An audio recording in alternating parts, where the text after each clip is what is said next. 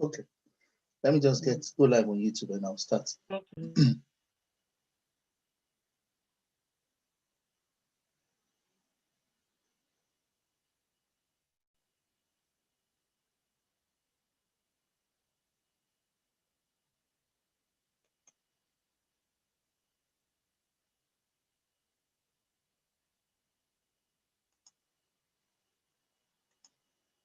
So welcome to Crypto Pulse Weekly.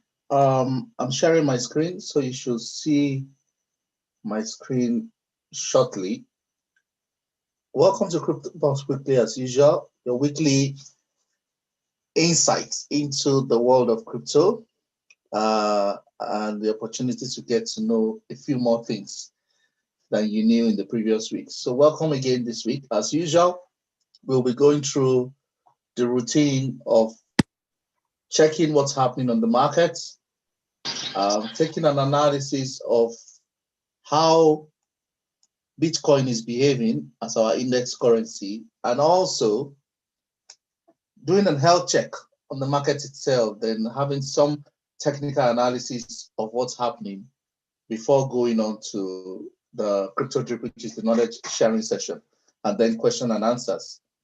So let's get started. As you probably know, or if you've been watching, you will notice that Bitcoin has stayed above 16K. So last week, the excitement was that it attempted 16K. Now Bitcoin is sitting above 16K. If you are on a group chat on WhatsApp, when I said at the beginning of September that once Bitcoin tests below 10K, it is a financial advice to buy. If you bought then, you're at least 50% in profit as of today.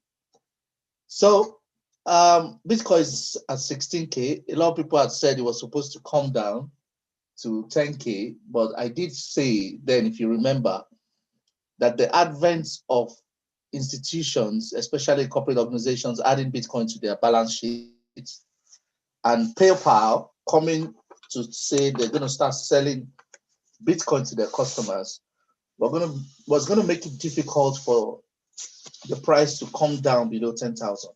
And that at that point in time, it was almost around $10,000 to be profitable if you are mining Bitcoin. It will cost you about, I think, 9,000 thereabouts, somewhere between 8,000 and 9,000 to mine one Bitcoin.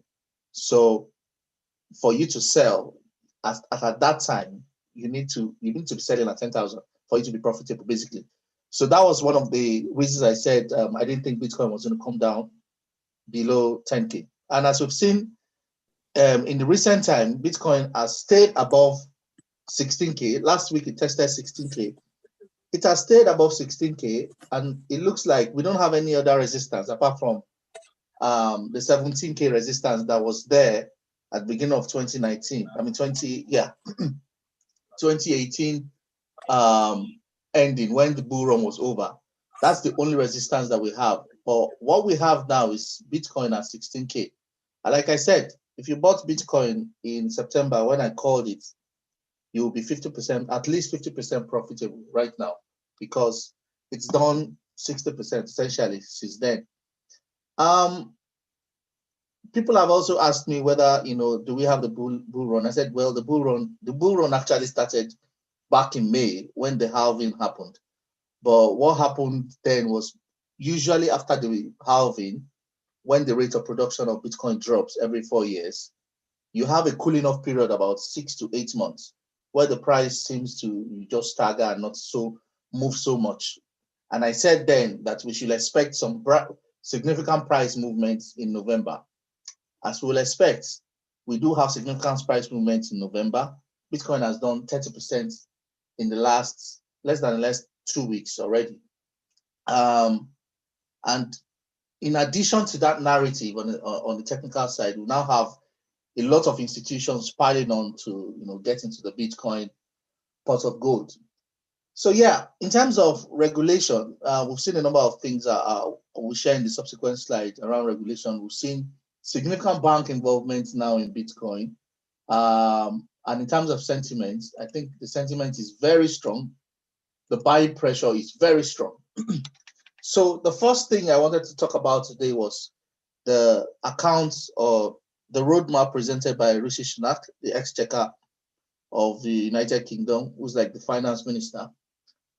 Basically, he's laid out a roadmap for post-Brexit Britain and how they want to play in the financial markets. It's important to note that they did seriously consider or are seriously considering the issuance of digital currencies in replacement of the physical pounds. And they talked about, the role of banks and, cryptocurrencies. And I remember one of the officials saying explicitly that they're not going to be responsible for the business model of the bank when they were asking him whether, are they going to help the bank out on, competing with cryptocurrency outlets and all that. And the guy said, we're not responsible for the business model of the bank. We're just regulators. So whatever the bank wants to do, they should go ahead and do. Basically, what he's saying is that banks, have freed you. If you followed the last week's news, which I will soon share again, just for the purpose of recapping, there were a number of banks that, have piled in over the last 5 weeks that either want to start selling crypto, want to start holding crypto in custody for customers, or, are opening up exchanges outrightly. So this kind of demand has aggravated or will aggravate the more the buying pressure for Bitcoin. And you can't be too sure any dip in Bitcoin will be fully bought, no matter what the price level is, as long as we are still below 20,000. I'll talk about the price levels later. But it's important to know that, Britain is regarded as one of the major financial hubs in the world. And they're saying, we're looking at what's happening in the market and we're carefully positioning ourselves to take our rightful place in the evolving world of digital assets. About, I think 3 or 4 weeks ago, I covered this news on PayPal. And I did mention that PayPal then officially stated that they were going to be offering cryptocurrencies to their customers, both at the custodial level, not at the custodial level, but as purchase and for merchants settlements. But they will be settling in cash.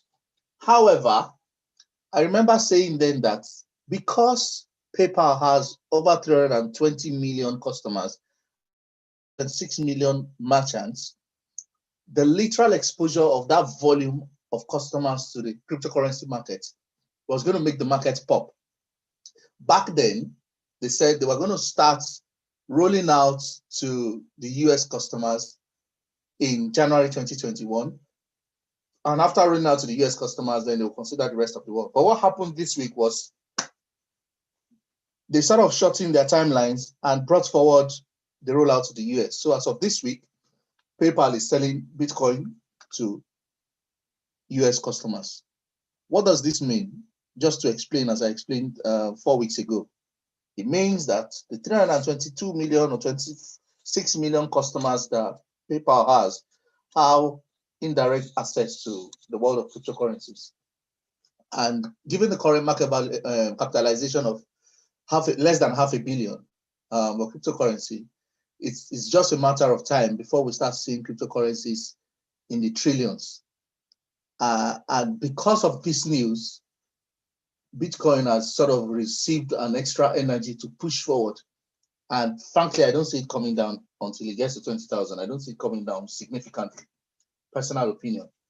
Now, as I said then that, they were trying to buy off crypto firms. So they're in the market now, trying to buy up some crypto firms, crypto custodial firms, or firms that have large amount of Bitcoins.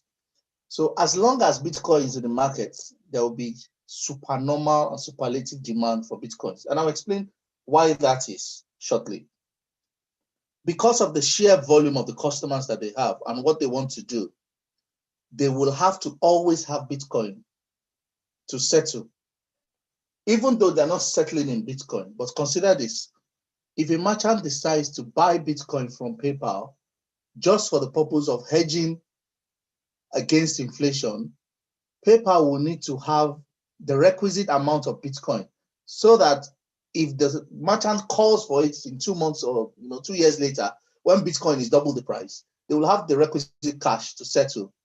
Because if they were just operating on an IOU basis, then they're going to run bankrupt very quickly. So PayPal will be under significant buying pressure to always ensure that for every Bitcoin that they buy, that the customer buys from them, they have actual Bitcoins to back it up, because the customer will always be able to withdraw back the cash equivalent of their Bitcoin. So keep that at the back of your mind and think about it for a company the size of PayPal on the market for constant Bitcoin, and consider that only 960 Bitcoins are currently being produced a day. It can't increase beyond that.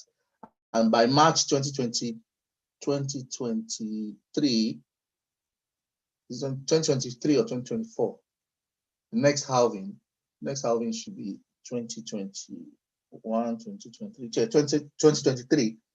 It will drop to 460. So it's going to get more difficult, meaning there will be constant buy pressure, and you can expect the price to significantly go up from where it is today. I've covered this last week. This was about JP Morgan and their 360-degree turnaround within literally 3 years, on going from Bitcoin is a fraud in 2017 to Bitcoin is a valid asset in 2020 to creating their own JP Morgan coin for intercontinental interbank settlements. Then I mentioned the Avanti Financials and Kraken that got a permission in the state of Wyoming to not only sell crypto and offer crypto services, but also have a banking charter, so they can operate as a full-fledged digital bank and fiat currency bank. I mentioned also the Bank of Singapore, that they were launching an exchange. This week again, it came out that the biggest bank in Belarus, is also launching an exchange to start selling fiat to cryptocurrencies. Same with India, as I mentioned last week, and same with the Central Bank of Iran. These ones are even buying directly from the miners. Now, the reason I brought all of that back is so that you see that there is a fundamental narrative that is playing out, and that is reflecting on the price of Bitcoin. And no matter what the day-to-day volatility or week-to-week volatility looks like, buy as much Bitcoin as you can. That's the only thing I can say. No matter what, if it goes to 20,000, if it comes back to 10,000, just buy, because it's about the only instrument on the market that is most insulated from not only the inflationary pressure of fiat currency, but it's even better than gold, because gold is not as liquid as Bitcoin. To give you a good example, last week somebody moved $425 million in Bitcoin between about 5 different accounts.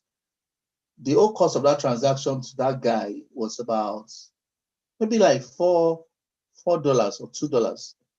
If you want to move that amount in real time through a bank, in today's bank, in fact, I don't know if it costs you less than 10% or 5% of the amount.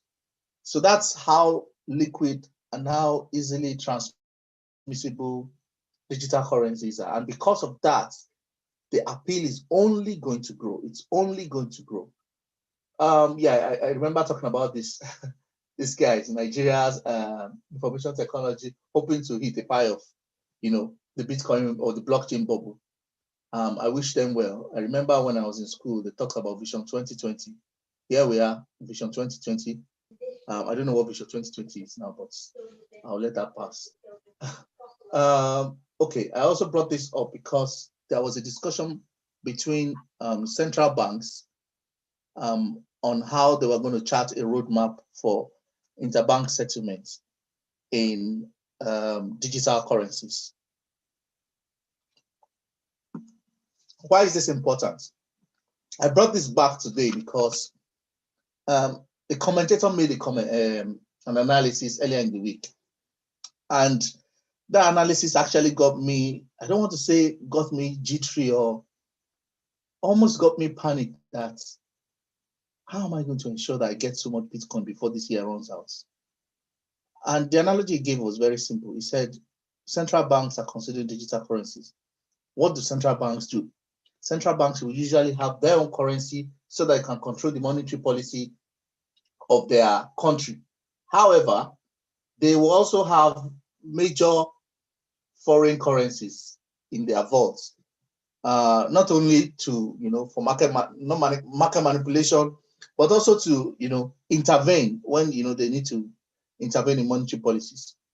So he said, if central banks are considering digital currencies, and most central banks, as of last year, already agreed to certify gold as an alternate currency. He said, what makes it impossible for banks to start using Bitcoin as an alternate currency the same way they started using gold as an alternate currency in the later half of last year? So the guy said, yeah, so the Feds have gold, Bank of England has gold, Bank of Singapore has gold, the Chinese bank has gold, Russian central bank has gold. That what if they start, saying, since we have gold and this Bitcoin seems to be gaining more value than gold, that what stops them from starting to buy up Bitcoin? It seemed like a conspiracy theory, but when you think about it, it's actually very scary because they actually can start buying Bitcoin, let's say from next year. And if they do start buying Bitcoin, what will happen is the price is just going to go through the roof completely. As in, it will be way beyond anybody's reach because there's only going to ever be 21 million Bitcoins. And if the Feds, which is the central bank in the United States, start buying, the Fed is the world's money printer. They have an endless ocean of money. It's just, I just need to put out that thought there because that thought kept me at night. It kept me awake at night. I was thinking, this thing actually can come to pass because all that needs to happen is for one central bank to say, we've started adding Bitcoin to our balance sheet, and then everywhere will scatter. So what I tell people is, you don't even need to buy. If it's £30, if it's $50 Bitcoin that you buy, you know that it's surer than your pension, your retirement funds, and your savings all together right now. It's a lot surer than that because in the years to come, it will be worth a lot more than gold. So that's why I brought this back. And, I need to put that thought out there that 2021 might be the year that central banks start buying Bitcoin and competing with us, commoners and retail investors for this same Bitcoin. I also brought this back because this shows the corporate involvement. This is a list of corporate Bitcoin holders that are mostly in the US and Canada and some in the UK stock exchange. So all these guys have Bitcoins on their balance sheet. Some of them are not accurately reported because the time this was reported was maybe like 1 quarter away. So between now and the last quarter, they might actually have increased their holdings. All this to the same 21 million Bitcoins. So I'm just putting that in perspective for everyone to see that where we're going in the era of cryptocurrencies, we're just starting. We're just really biting off the tip of the iceberg, because when all these guys have taken positions in Bitcoin, then you could see one Bitcoin going for 500K or $1 million. Because if any of these guys are buying, best believe they're not buying to sell, they're buying to hold, to hedge against their current cash position and to hedge against inflation, and to be sure that they can make some gains as well. So I talked about MicroStrategy. I talked about Square, Jack Dorsey's company, buying Bitcoin, and MicroStrategy already actually made about, what am I saying? MicroStrategy already made about 35% profit from the Bitcoin they bought in August. So everybody is looking at that, and everybody is like, that's more money than even they made from their operations. So it behoves of us to hold our cryptos like our life depends on it. because actually I think our life will eventually depend on it. Um, that's enough out of me on what's happening in the markets. But it's just telling you that the buying pressure is not coming down anytime soon. In terms of crypto vital signs, I'm going to take a look at the technical analysis. I will start with the market valuation. So I usually like to start with this because it gives you where we are in the markets. And like I always say, look at the sun, look at the moon, and look at the earth. The equities market is the sun, the altcoins market is the moon, and cryptocurrency market capitalization is the earth. The sheer size and the differential in size tells you where we are in this phase of the markets. So right now, equities market is ranging between 36 trillion and 36.6 trillion. Over the last 1 week, we gained $71 billion in market capitalization for cryptocurrency. So the last 1 week, the cryptocurrency market has added $71 billion in the last 1 week.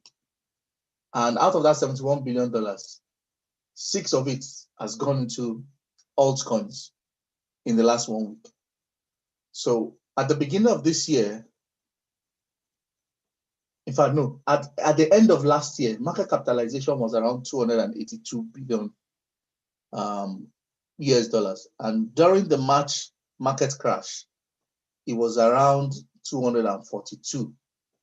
So from March market crash to where we are now, we're pretty much double in terms of market capitalization. So expect this to grow. I mean, continue to grow. I don't want to say forever, but it's actually going to likely, at least for the next 16 months, this is continually going to grow because all those factors that I've listed, I don't want to call them environmental variables because they directly affect the demand for Bitcoin. All those guys that I've listed, the banks, the corporates, the central banks, not to talk of the big guys. I mean, people who have big money like Paul Tudor Jones or Jack Dorsey or, Michael Saylor, who bought, how much did he buy? 17,000 Bitcoins. I mean, people really have, heavy bags of cash. Those guys are going to be buying as well. So don't expect the price even if the price of Bitcoin drops 40%, you can be sure that there'll be buyers ready to buy at any price level that it drops to. So onto technical analysis. This was a picture of what the market looked like 3 weeks ago. In the arrow there. So 3 weeks ago, we're a little bit bothered about 12 and 13K, and we're saying what has happened then was that this smaller picture, what has happened then was that we are broken down from a long-term trend line that came from 2018. Once we broke out, we said we're likely to go up, but what happened was that we got stopped at 12K, and then we took a correction, which is what you can see here 2 weeks ago. And then it started going up again. And what we were saying then was, if it happens that we broke 13,000, that was 2 weeks ago, then we can say, maybe we've actually started this bull run. The last week we had this. We not only broke 13,000, we broke 14,000 and tried to touch 16,000. Then this week, we closed, even though we closed below 16,000 last week, this week we've broken above 16,000 and we're currently sitting at 16. As the time I took this screenshot, it was 16.2. I think it's actually tried 16.5 today. The next resistance in sight is 17,002. After 17,002, there is no roof. Basically, it's all-time high. After 17,002, it means the next place to go is 20,000, which was where it was in 2000 at the peak of the bull run, the last bull run. I don't have a chart there. I would have loved to show a chart actually that puts in context the parabolic algorithm between the bull run for 2016, 2017, and the one before 2012, 2013, and how the market scales up after each of the halving. So what you see now here with these green candles is just the beginning of the parabola. It's probably going to go to either 50 or 100K to be very conservative. if all my not my fears, but if my predictions come true, then this curve, this parabola might go all the way eventually to 120 or more before coming down and taking a correction for another 12 to 18 months. But this is the picture of what we're looking at in terms of where the market is headed. Right now, I see next week opening either above 17,000 or above 18,000. Like many other pundits, I think all-time high is in view. I mean, we're less than 30% from all-time high. This is 16,000. Another 4,000 and it's 20,000. When we get to 20,000, there will be a massive correction because there has been a lot of people that bought, since 2017 at very expensive prices that will be willing and hoping to sell at 20,000. But I can assure you that the very same day that it drops, you can expect that some big whales will be picking up some massive Bitcoins at that point in time. But this is just the helicopter view on a weekly chart. On a daily chart, you can see we are just moving straight along an inclined plane on the trend upward. And as I said, there's nothing in sight to block us except that 17,200 resistance. Two things will happen when we get to 17,002. The market may break into consolidation and go sideways, or the market just breaks through and we hit all-time high next week. Fingers crossed, but as I always say, if the market dips, I'm going to buy. That's just what it is, because it's now officially bull run time. Like I usually say, this Wall Street cheat sheet is our compass of where we are in the market. So right now, we have climbed optimism. This rally is real. The rally is now real. We are sitting here now. In the next, we're mid-November now. So in the next 6 to 8 weeks, you can be sure we'll be in this zone, believe. Then by January, February, I expect us to be in the 3 zone, meaning Bitcoin will probably be selling for 30,000. In fact, I remember futures pricing as of August, pricing in Bitcoin for 30,000. If Bitcoin gets to 20,000, takes a correction and continues to go, then there's no roof. It can get to 50,000 in 1 week because there's no resistance. There is no price history. Let me put it that way. There's no price history for 30,000. So there's no point of hesitation. So people can just set their prices anyhow. So be expectant in the coming weeks. That's all I can say. And as I said earlier on, the most concerning impediment was the US election.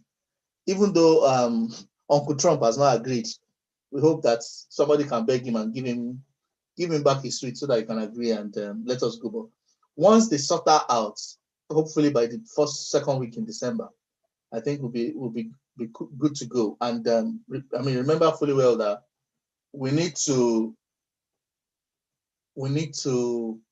factor in the stimulus package, which is yet to happen. When the stimulus drops, of course, it will hit the markets. If you remember very well that people that bought stimulus with their 1,200 stimulus package, if they bought Bitcoin, then it's now 2,800 because it essentially doubled since April. So yeah, that's where we are in the market. We're in belief. When we get to 3, we will have a lot of ups and downs. So you can have 40% gain, 30% drawdown, another 50% gain, another 40% drawdown. The market will be very volatile, but be prepared to sell off your profits and be prepared to buy when you have a dip. That's what I can say for now. When we get to that point, I will of course let you know what needs to happen. So in terms of market sentiment on our fear and greed index, you can see that the market is completely overbought. In fact, it's taking a correction now to 89. Last weekend, it was like 92. It was really, really overbought. As I said, you have two options here. In the short term, you can say, I'm going to wait for when it comes back. So just to go through, this is the last 5 weeks of what this gauge has been reading. It was already originally in fear, which was 48 and below. Then it moved to neutral. Then it moved to greed, and it's been progressively becoming greedier every week, except this week. So I expect that next week, we'll probably see it at 92. Then there'll be a correction. It goes back to 80. But I think this is going to happen persistently, and because what's happening is a lot of things, a lot of real life events are clustered together within a very short time. So the market has not reacted fully to all the good news. Let me say that word. The price of Bitcoin is not reflecting all the good news that is happening. Any of these factors 4 years ago will have caused the price of Bitcoin to double. Any of them, you can find out. Any of them will have caused the price of Bitcoin to double. So I don't think the market has even had the time to react fully to what's happening right now. But what's happening right now is it's moving towards extreme greed because everybody now wants to FOMO, everybody wants to get in. And I think for the next 3 months, honestly, I think we'll be oscillating between 90 and 100 and probably 60. That's my opinion. But anytime it draws back, you know that, yeah, it's probably an opportunity to buy. This is technical analysis chart for last week and this week. It's essentially the same thing. Nothing has changed. Strong buy at a daily level, buy at an intraday level. Nothing has changed between last week and now. So it tells us that the buy pressure is real, and it's probably going to be on till we get to 20,000. Like I said, 20,000 is the only point of immediate release right now because a lot of people that bought from earlier times will be hoping to sell off at 20,000. But if you're like me, I don't have any plan to sell my bag of Bitcoin. I have another one that I'm using to play Ludo. That one I can sell, but for the retirement plan Bitcoin, no, that one is forever. Anyways, today I wanted to talk about just a recap of what I talked about last week and how I think we need to position for the bull run. And so last week I talked about this crypto categories for 2021, and I mentioned the reason why they will be very key to play in.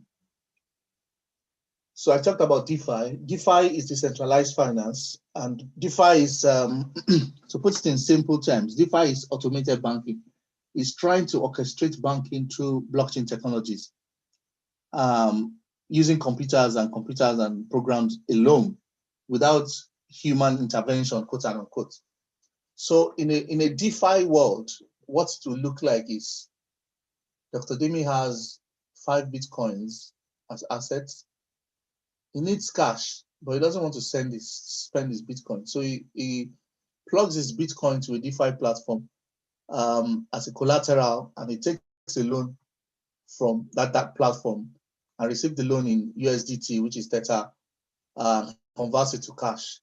Then when he's done with whatever he's using the money for, he comes back and repays the loan, then plugs out his cash. Plugs out his assets from the DeFi platform, and that's it. That's the end of that, loan transaction. So that's one aspect. The other aspect is just being able to transact from your wallet without necessarily connecting to a platform like an exchange. So you connect to the platform does not ask for KYC. You connect from your wallet and you buy and sell at ease. That to an extent is what DeFi is about. In the last boom before this bust, that was between the month of June actually. Between the month of June and August, when there was a DeFi, I don't want to call it DeFi bubble, but there was a DeFi craze where a lot of DeFi projects came out. That market gained $1 billion in 1 week. And as a matter of fact, even though right now we're not hearing any buzz about DeFi, but when you keep checking the amount of funds that is going there, either through DeFi Pulse or any of those portals, you see that the amount of funds is actually increasing. So we're likely to see a lot of DeFi coins and DeFi tokens pop up in 2021 and do insane things in terms of returns. So I mentioned Uni and I mentioned Wi-Fi. For people who are following me on the WhatsApp group, I've told you that Wi-Fi is a fantastic asset for swing trading. It has so little volume, so any influx of funds is going to spike is automatically going to spike the price and cause a lot of volatility. So volatility is where you make money on the short term. So Wi-Fi is very good swing, good to hold as well if you want to hold. Uni, very good to hold because, of course, they're the owner of the Uni, what's it called now? Uni, they're the owner of the Uni platform, where you have, from which most people have copied most people have copied their software development kits to create their own clones. But they're the owner of the platform, and I think they will do well. In terms of Oracle, Oracles are applications that connect between blockchains and external applications. Like I said, for the guys in IT or people who are IT minded, they're like integration middleware. So imagine something, think of Oracles as something that connects your computer for layman, that connects your monitor to your CPU. They get data from real life and put it on the blockchain and vice versa. So two, I know somebody asked me about Aave, and I said Aave was actually a very good one as well. Chainlink, Band, KNC, they're very good Oracle application, but of course, Chainlink is leading the way now because the application seems to be the most sophisticated for now, and they're getting newer partnerships. So many projects are also coming up, partnering with them. I know that they're partnering with Microsoft already on providing some integrations. So Chainlink is likely to do very well. If you know me, you know I've been recommending Chainlink since probably May or thereabouts. And I mean, year to date, Chainlink has done times 10x. Yeah, Chainlink has done 10x year to date. Beginning of last year, Chainlink was about $1. It's gone as high as $15 or $16 this year. So comfortably done 10x in the last 1 year. I think it will do anywhere between 10 and 100. Don't quote me. That's just my opinion, because the more people realize what the product is used for, the more attraction it draws. Band is another solution, but I think Chainlink is currently more popular because of that. So for holding portfolio, fantastic portfolio to hold, Chainlink.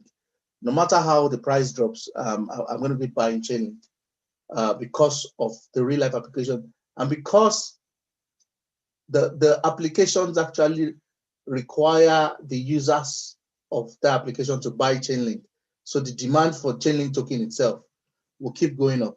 And I think we're going to see a boom in the application of Chainlink once Ethereum 2.0 comes on board. So that leads me to talk of platform. Platforms are application. There's no better word than platform in my brain. I wanted to say mothership, but yeah, mothership maybe in another world. But platforms are platforms. They are things that allow you to do stuff. So Ethereum is a platform that allows you to build applications, build other tokens, build other cryptocurrencies on top of it. And because of that, that widespread application generated a lot of demand for Ethereum, even from the last bull run. And I mean, people brought Ethereum at $7, $5, and sold them for 1,005 at the peak of the bull run. I think Ethereum is going to do anywhere between 5K and 10K this bull run. Don't quote me, but if you look at what it's done before, and you look at the level of demand we have in the market now, and the fact that Ethereum 2.0 is in December, they're upgrading to next level platform that allows on-chain staking and more scalability. I think we're going to see a boost in demand for Ethereum. And because Chainlink is sitting on Ethereum as well, there'll probably be more usage for Chainlink because of that increase in the capabilities of the Ethereum platform. Polkadot is a very good one, even though Polkadot seems to have been, I don't want to use the word prematurely capitalized, but it's actually heavily capitalized. It's probably number 7 or number 9 right now for a platform. Is a platform that's a rival, is a direct rival to Ethereum, even though they come and say, we're working with Ethereum and we're together. But I think in my mind, they're doing the same thing. They also have a platform that are trying to link Ethereum contracts with non-Ethereum contracts and bring it to their own platform. So they're also a platform currently sitting at $5 or thereabouts. I think these guys might get into hundreds at the peak of the bull run. So I think it's a good buy for long-term portfolio holding. But of course, in terms of swing trading, as I said earlier, I'll stick with Wi-Fi and probably wrapped Bitcoin. I didn't mention wrapped Bitcoin because wrapped Bitcoin really doesn't fall into any of these categories. Wrapped Bitcoin is WBTC, and it's like creating a stable coin for Bitcoin. So that will lead me to explaining what a stable coin is. A stable coin is a hedge for a normal cryptocurrency. It's supposed to have an equivalent of the fiat currency that you are using. So if you have USDT, which is Tether, USDT is supposed to reflect the price of the dollar. True GBP is supposed to reflect the price of the pounds. True AUD is supposed to reflect the price of the Australian dollar. Same thing with Canadian dollar. So stable coins are supposed to reflect or be backed by an actual value in fiat currency. Now, the guys that created Wrapped Bitcoin because they wanted to shunt the transmission time on the blockchain for Bitcoin. So what they're saying is that if I buy Wrapped Bitcoin, I can exchange it for Bitcoin at the same price. So Wrapped Bitcoin will always track the price of Bitcoin, and it's the same supply. So the same is, even though it's an Ethereum token or it's an Ethereum-based token, it's sitting on the same platform with Ethereum. It has the same amount of supply like Bitcoin. And so I think commodities or tokens like Wrapped Bitcoins and Wi-Fi are very good for swing trading because any injection of funds will cause their price to move. The only difference with Wrapped Bitcoin is that because it's tracking the price of Bitcoin, when Bitcoin is not moving, it might not move much. Having said that,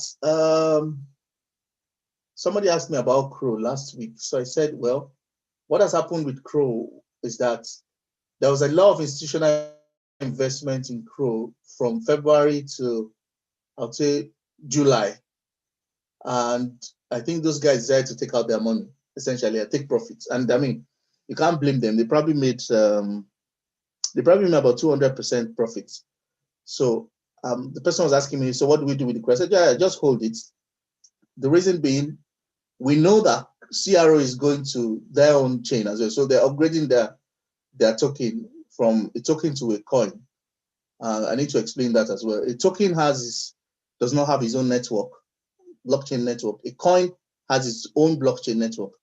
So when a coin migrates, when a digital asset migrates from being a token to a coin, it's becoming more of a long-term asset. Bitcoin is a coin. Ethereum is a coin. On Ethereum, you have many tokens like Link, like USDT, and many others. But when a token is becoming a coin, they're essentially going to leave their rented platform or squatting platform. I mean, for lack of a better word. So CRO, for instance, is currently squatting on Ethereum platform. When they move to their own link or their own blockchain, it's going to become CRO coin, meaning it's going to be on its own blockchain. The algorithm will be different from what it is now. They're likely to expand their unused token. And what usually happens is that drives up the price very quickly. And once that starts to drive up the price, because of the existing user base, you can expect to see a very rapid appreciation in the price of Crow. So give Crow another 2 to 3 months, especially from January. I expect to see some very massive movements.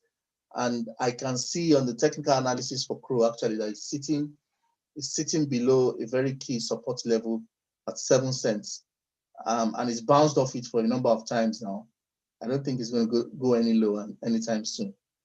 The only other thing I wanted to share was, where is this? I wanted to discuss the charts, but I can't find it now. Okay, now I found it. I hope it's working. What's wrong with this? Okay, I think I'll take questions. My chat's not loading. Oh, okay, it's loaded now. If you have any questions, pop the questions on Instagram. You can just type it in on Zoom call. You can just unmute yourself and ask a question. So I had these charts and I wanted to explain something on the charts. Yeah. So I wanted to explain what was happening with Bitcoin and where we're likely to go with this chart. So this is the real life chart for Bitcoin USD. And you can see green candles means buyers are more than sellers. Red candles mean sellers are more than buyers. What we've seen here is that this trend is going upwards, and that trend is not likely to change until we hit this resistance. When we hit 17.2, depending on what happens next week, which I think is going to be the time we hit 17.2 or before then, yeah, next week definitely. Then the price will either take a correction and come back. Let me go to the daily charts. Take a correction and come back to maybe 14,000, or keep going.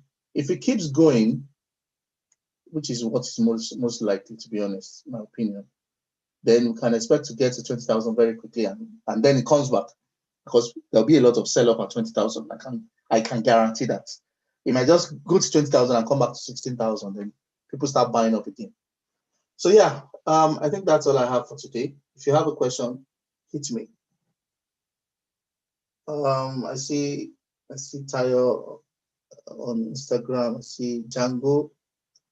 I see Quinga, Jide, and Bodi Jeje. I hail you. So any question on the Zoom call before we wrap? We'll call it a wrap.